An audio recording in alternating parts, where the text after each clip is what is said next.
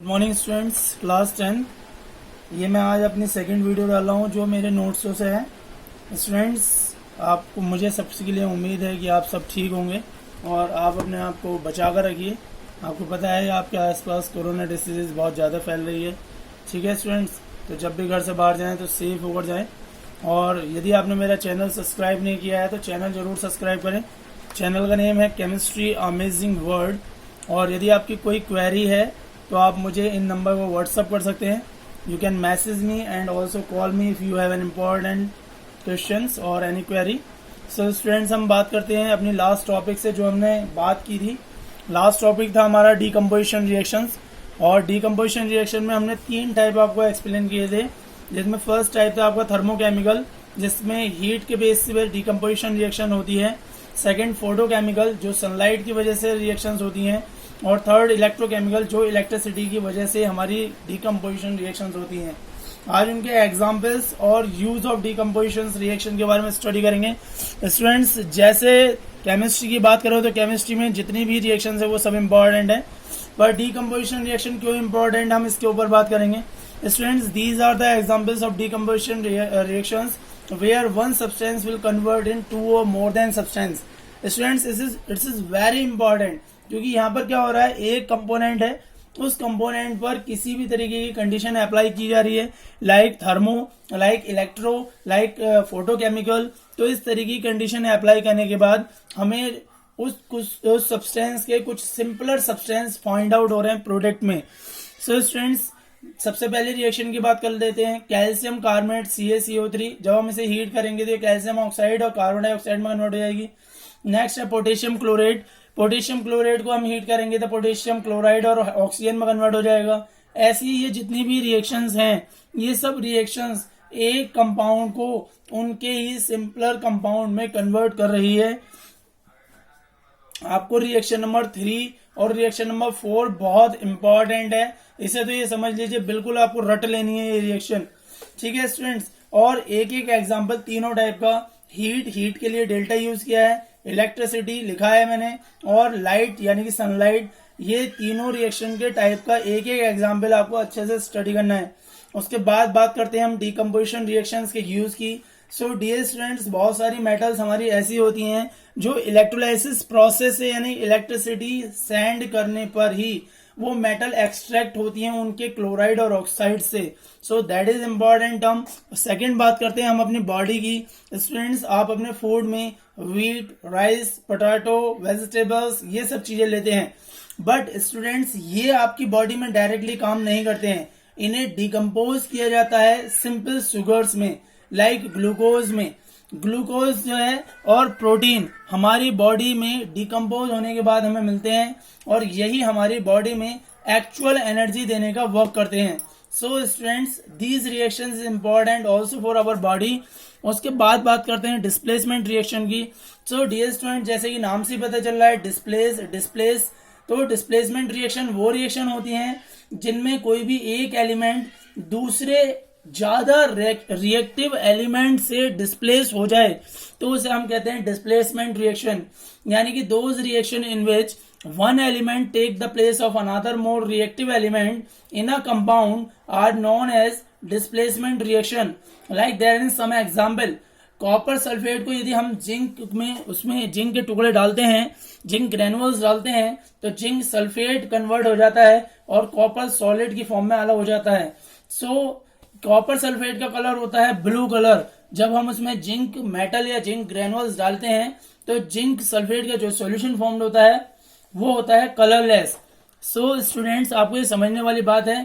Third वाली reaction देखिए, बहुत इंपॉर्टेंट है, ये पूछा भी जाता है। जब कॉपर सल्फेट के सॉल्यूशन में आप कोई आयरन नेल डिप करते हैं तो आयरन कॉपर को डिस्प्लेस कर देता है और कन्वर्ट हो जाता है आयरन सल्फेट में। ठीक है स्टूडेंट्स, तो कॉपर सल्फेट का कलर होता है ब्लू, और वो ब्लू कलर धीरे धीरे करके ग्रीनिश कलर में कन्वर्ट होने लगता है, फेरस सल्फेट के कलर में कन्वर्ट होने लगता है। समझ में आया स्टूडेंट्स? चलिए कुछ और इम्पोर्टेंट रिएक्शन की बात करते हैं। देखिए यहाँ पर मैंने कुछ और इम्पोर्टेंट रिएक्शन लिखी हैं, जिनमें एक जो है कोई भी मेटल हो या कोई भी कैटायन हो जो कम रिएक्टिव हो, वो ज्यादा रिएक्टिव वाले एलिमेंट से डिस्प्लेस हो रहा है। these are the some reactions which shows the importance that the more reactive element displaced to another reactive metal or element in the salt. Students समझ में आ रहा है आपको? यानी कि आपका क्या है, ज्यादा रिएक्टिव वाला जो एलिमेंट है वो दूसरे एलिमेंट को वहां से डिस्प्लेस कर रहा है. यहाँ पर साइड में मैंने कुछ नेम भी दे रखे हैं. स्टूडेंट्स आपको ये पता होने चाहिए कि सिल्वर नाइट्रेट, कॉपर नाइट्रेट, इनके फॉर्मूले क्या हैं. Copper chloride, lead chloride, ferrous chloride, magnesium chloride, ferric oxide, aluminium oxide, sodium nitrate, aluminium hydroxide. और भी मैं इसके अलावा कुछ और फॉर्मूले के अभी आपको एक पेपर दिखाऊंगा. उन फॉर्मूले को भी अपनी कॉपी पे नोट डाउन करना है और याद भी करना है. चलिए स्टूडेंट्स हम बात करते हैं नेक्स्ट टर्म की, that are double displacement reaction. देखिए डबल और डिस्प्लेसमेंट, अभी हम डिस्प्लेसमेंट की बात कर रहे थे तो वहां पर एक ज्यादा रिएक्टिव एलिमेंट दूसरे को डिस्प्लेस कर रहा था. अब स्टूडेंट यहाँ पर क्या है, यहाँ पर वो रिएक्शंस हैं जहां पर कैटायंस जो आपस में ज्यादा रिएक्टिव वाला है वो ज्यादा रिएक्टिव एनायन के पास चला जाएगा, जो कम रिएक्टिव है वो कम रिएक्टिव वाले के पास आ जाएगा. कहने का मतलब क्या है कि those reaction in which two compound react by an exchange of ions to form two new compound are called double displacement reaction. So students, it is usually occurs in solution and one of the product being insoluble precipitate out it separates as a solid. So students, जो यहाँ पर हमें product मिलते हैं उनमें solution की form होती है और एक इनसॉल्युबल प्रेसिपिटेट भी होता है. लाइक नीचे के एग्जांपल्स की बात करते हैं. पहला example silver nitrate, sodium chloride. यदि आप इन दोनों की रिएक्शन कराते हैं तो सिल्वर क्लोराइड का व्हाइट पीपीटी आपको फॉर्म होकर मिलेगा. इसके अलावा सोडियम नाइट्रेट आपको सॉल्यूशन की फॉर्म में मिलेगा. ऐसे बहुत सारे एग्जांपल हैं. 5th नंबर वाला देखिए, aluminium chloride react with ammonium hydroxide, then it convert in aluminium hydroxide and ammonium chloride. So students, इसमें एक पीपीटी की फॉर्म बनेगी, यानी कि इनसॉल्युबल प्रोडक्ट बनेगा जिसे हम बोलते हैं प्रेसिपिटेट. दूसरा सॉल्यूशन की फॉर्म में होगा. तो ये होती है double displacement reaction. So students, अब हम कुछ प्रोडक्ट और उनके सिंबल और फॉर्मूले की बात कर लेते हैं. ये स्टूडेंट्स आपको बहुत याद करना है क्योंकि चैप्टर 1 में जितने भी कंपाउंड और उनके फॉर्मूले थे वो सब मैंने इस पेपर पे लिख दिए हैं. देखिए एक एक करके मैं आपको बताता हूँ. Magnesium oxide MgO, sulphuric acid H2SO4, sodium carbonate Na2CO3, hydrochloric acid HCl, lead nitrate PbNO3 whole twice, potassium iodide Ki, lead iodide PbI2, potassium nitrate KNO3, barium chloride BaCl2, barium sulphate BaSO4, potassium permanganate KMnO4, potassium dichromate K2Cr2O7, calcium oxide CaO और इसे quick lime भी कहते हैं. Calcium हाइड्रोक्स, इसे हम बोलते हैं slaked lime. Formula होता है CaOH whole twice, barium hydroxide BaOH whole twice, ammonium chloride NH4Cl, barium chloride BaCl2, zinc sulphate ZnSO4, calcium carbonate CaCO3, glucose C6H12O6, potassium chlorate KClO3, potassium chloride KCl, methanol. Methanol क्या होता है? CH3OH. ये अपने आप में जहर होता है. चैप्टर 4 में भी पढ़ेंगे आप इसके बारे में. कुछ गैस के नाम दिए मैंने इधर. Carbon dioxide CO2, sulphur dioxide SO2, ammonia NH3, oxygen O2, hydrogen H2, nitrogen N2, fluorine F2, chlorine Cl2, bromine Br2, iodine I2, water H2O, methane CH4, nitrogen monoxide NO, carbon monoxide CO, copper sulphate CuSO4, copper hydroxide COH whole twice, sodium hydroxide NaOH, sodium sulphate Na2SO4, ferrous oxide FeO, ferric oxide Fe2O3, magnetic iron oxide Fe3O4, aluminium hydroxide AlOH whole thrice. ये आपको फॉर्मूले आपकी book में भी मिलेंगे और आपको learn करने जरूरी हैं. इन फॉर्मूलों को लिखने से आपको ये पता रहेगा कि यदि कोई रिएक्शन का स्टेटमेंट आपके पास आता है तो उसे आप आसानी से फॉर्मूलों में यानी कि इक्वेशन की फॉर्म में कन्वर्ट करेंगे. स्टूडेंट्स, कुछ और एग्जांपल्स के बाद हम नेक्स्ट टाइप पे जाएंगे. लेकिन नेक्स्ट हमारी कुछ टाइप, मैंने 2 टाइप और दे रखे हैं यहाँ पर, जो है हमारे डबल डिस्प्लेसमेंट के एग्जाम्पल. पहला एग्जांपल दे रखा है लेड नाइट्रेट को जब हम पोटेशियम आयोडाइड के साथ रिएक्शन कराते हैं तो येलो कलर का पीपीटी बनता है, दैट इज लेड आयोडाइड, और पोटेशियम नाइट्रेट बन जाता है। स्टूडेंट्स ये एग्जांपल भी डबल डिस्प्लेसमेंट का बहुत इंपॉर्टेंट है। देखिए स्टूडेंट्स, ये एग्जाम्पल लर्न करने से आपको क्या होगा, फॉर्मूले याद होंगे, नेम याद होंगे, और केमिस्ट्री आपके लिए बहुत इजी हो जाएगी। नेक्स्ट टाइप की बात करते हैं, oxidation and reduction reaction. So students, oxidation की बात कर लेते हैं पहले। The addition of oxygen to a substance and the removal of hydrogen from a substance. जब किसी भी सब्सटेंस में ऑक्सीजन ऐड हो या किसी सब्सटेंस से हाइड्रोजन रिमूव हो तो वो ऑक्सीडेशन होता है। इसका जस्ट उल्टा, यदि किसी सब्सटेंस में हाइड्रोजन ऐड हो और ऑक्सीजन किसी सब्सटेंस से रिमूव हो तो वो रिडक्शन कहलाती है। अब ऑक्सीडेशन और रिएक्शन आपस में एक साथ होती हैं। So oxidation and reduction occurs together. Oxidising reducing agent की बात करते हैं।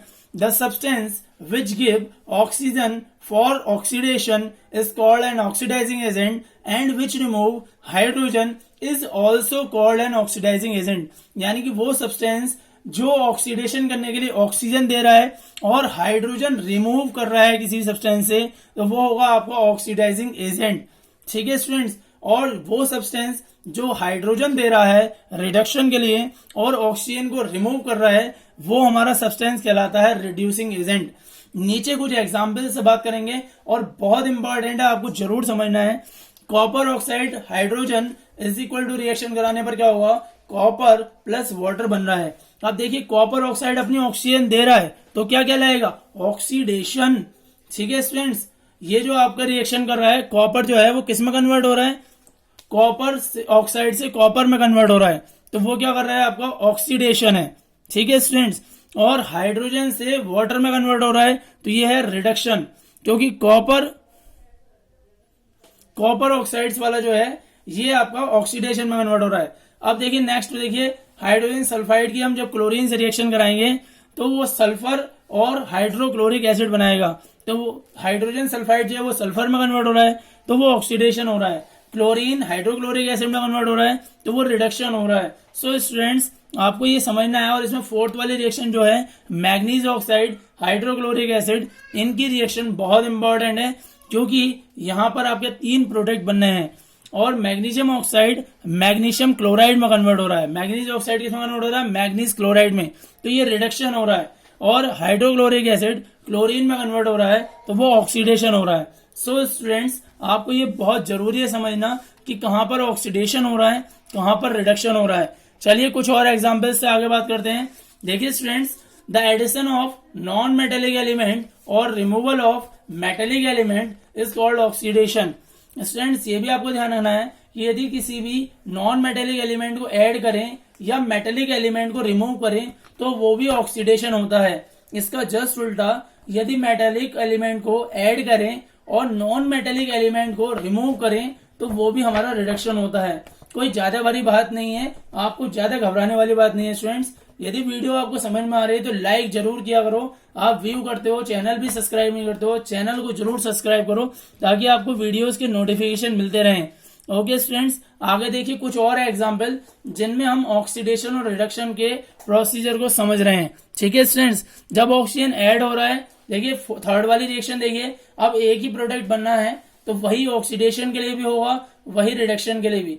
ये बात आपको समझना है कि oxidising agent, reducing agent, oxidation, substance reduce, ये सब आपके रिएक्टेंट में से ही मिलेंगे। मैंने साइड में ऑक्सीडाइजिंग एजेंट और रिड्यूसिंग एजेंट भी लिख रखे हैं। समझने वाली बात है स्टूडेंट्स, बहुत इंपॉर्टेंट है आपके लिए। चलिए आगे बात करते हैं, effect of oxidation reaction in everyday life. So students, oxidation की बात करें तो ऑक्सीडेशन जो होता है वो मेटल को और फूड को डैमेज कर देता है, डैमेजिंग इफेक्ट रिप्रेजेंट करता है। रीजन क्या है उसका आगे हम डिस्कस करेंगे।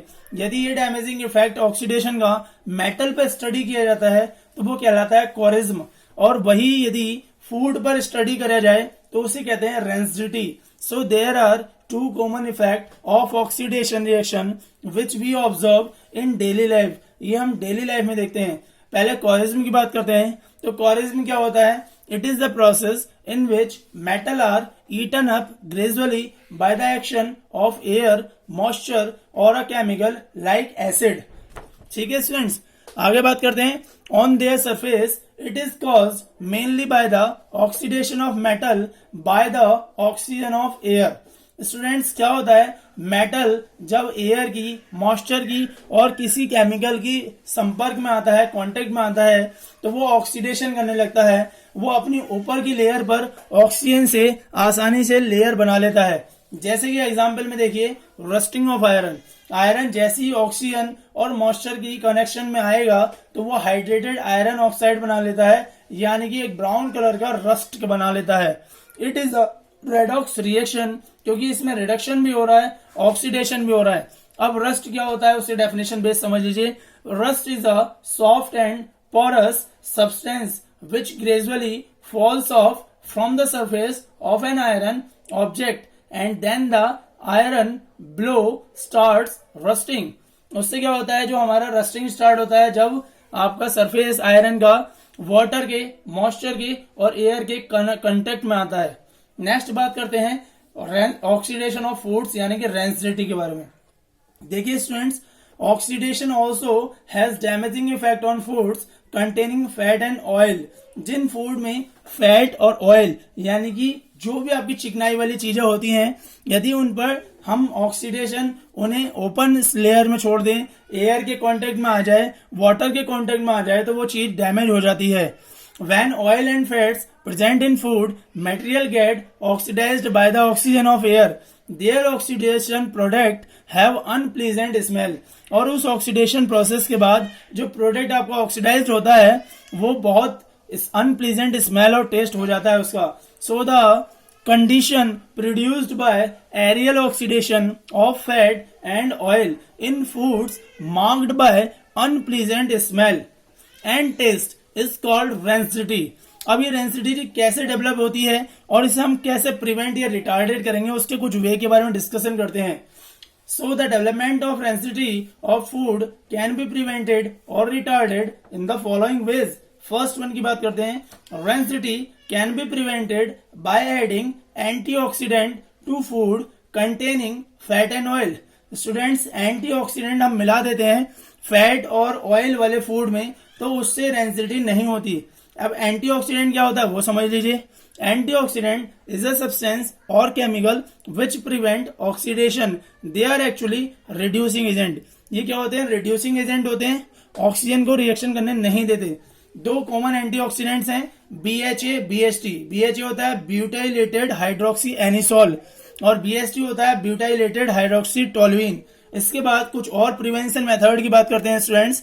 Rancidity can be prevented by packaging food and oil containing food in nitrogen gas. अब आपको पता है स्टूडेंट्स, आप चिप्स खाते हैं, कुरकुरे खाते हैं, तो क्या होता है उनमें नाइट्रोजन गैस फिलअप होती है स्टूडेंट्स, क्योंकि वो ऑक्सीजन से रिएक्शन नहीं करती. इसीलिए हम उसे फूड और ऑयल कंटेनिंग फूड में यानी फैट और ऑयल कंटेनिंग फूड में फिल कर देते हैं. चिप्स, कुरकुरे वगैरह जितनी भी चीजें आती हैं, जो भी आपके फूड आइटम होते हैं, नॉर्मली उनमें नाइट्रोजन गैस फिल करके उन्हें लॉक कर दिया जाता है. नेक्स्ट बात करते हैं, rancidity can B retarded by keeping food in a refrigerator. इसके अलावा उन्हें फूड को रेफ्रिजरेटर में रख देते हैं. स्टूडेंट्स, आपको यदि समझ में आ रहा है तो वीडियो जरूर लाइक किया करो. चैनल सब्सक्राइब नहीं किया तो वो भी करो स्टूडेंट्स, ये भी आपके लिए एक बहुत इंपॉर्टेंट है. इससे आपको नोटिफिकेशन मिलते रहेंगे वीडियोस के. फोर्थ टर्म की बात करते हैं. Rancidity can B retarded bye storing food in air tight containers. और उन्हें एयर टाइट कंटेनर्स में रखते हैं. जैसे कि आप कोई भी नमकीन, बिस्किट्स वगैरह जो भी यूज करते हैं फास्ट फूड्स, वो स्टूडेंट्स आप यदि घर पर नहीं रखेंगे एयर टाइट कंटेनर्स में, तो वो क्या होते हैं, उनमें वाटर या मॉइस्चर एंटर कर जाता है, यानी कि उसमें ऑक्सीडेशन हो जाता है और वो सील जाते हैं. हम अपनी जनरल भाषा में कहते हैं कि ये तो सील गया, खराब हो गया, इसके अंदर खुशबू आने लगी. सो स्टूडेंट्स, रेंसिडिटी ही हो जाती है. Rancidity can B retarded bye storing foods away from light. और स्टूडेंट्स, ऐसे फूड को हमें सनलाइट से बचाकर रखना होता है, क्योंकि सनलाइट भी उसे ऑक्सीडेशन होने में हेल्प करती है. अब स्टूडेंट्स, इस चैप्टर के दो इंपॉर्टेंट, सबसे ज्यादा इंपॉर्टेंट रिएक्शन है. वैसे तो ये पूरा चैप्टर ही इंपॉर्टेंट है स्टूडेंट्स, 5 मार्क्स का कम से कम बोर्ड में आता है. फिर भी दो इन क्वेश्चन के बारे में डिस्कस कर लेते हैं. What is the difference between displacement and double displacement reaction, right equation in examples. आपको डिस्प्लेसमेंट और डबल डिस्प्लेसमेंट डिफरेंस बताना है। आपको इतने सारे एग्जाम्पल दिए हैं, उनके बेस पर आपको ये आंसर अपनी कॉपी में लिखना है। नेक्स्ट बात करें, why are decomposition reaction called the opposite of combination reaction, write 2 example of both. आपको डीकम्पोजिशन रिएक्शन को बताना है कि वो कॉम्बिनेशन रिएक्शन की अपोजिट क्यों होती है, और उसके एग्जाम्पल भी बताते हैं आपको। सो स्टूडेंट्स, यहाँ हमारा चैप्टर 1 फिनिश होता है। ये स्पेशल नोट्स थे, आप इनके स्क्रीनशॉट जरूर ले लिया करो। स्टूडेंट्स, आपको बहुत हेल्प करेंगे, आप अपनी नोटबुक में भी इसे नोट करेंगे। सो स्टूडेंट्स, आपको वीडियो यदि पसंद आए तो लाइक करें और चैनल सब्सक्राइब करें। चैनल का नेम है chemistry amazing world. So students, stay at home, be safe, enjoy with your family, that is very important for you. हमें कोरोना को हराना ही है और इंडिया से भगाना भी है। So students, goodbye, class 10th। I wish you very happy that you will be safe in your home. Goodbye, students.